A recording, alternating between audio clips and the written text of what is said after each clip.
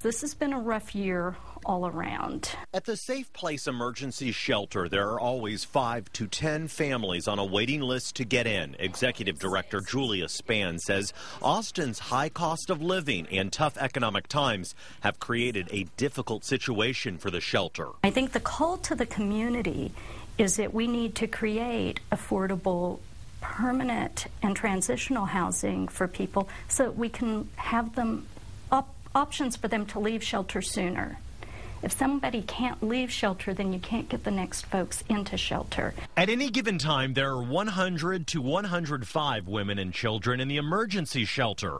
Currently, there are 87 children and 40 adults in transitional housing. That's more than 230 people living on the Safe Place campus right now. Safe Place counselors must prioritize every call for help. We are always going to be giving the highest priority to people who are actively having family violence situations. Others who haven't experienced recent abuse and can't get into the shelter but still want help can receive safety planning. We find that sometimes people have more resources than they realize. Sometimes you just need somebody to help you think through what your alternatives might be. Bottom line, Spann says if you feel threatened, call them. They will get you help. And she urges friends, family, and neighbors to take action as well. When we see something bad happen, call it out. When we see somebody who's been hurt, tell them that we're worried about them.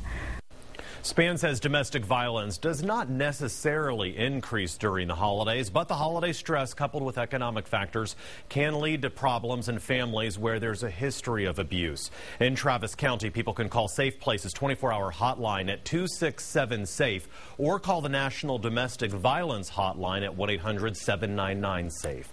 Live in the studio tonight, Doug Shoup, KXAN Austin News.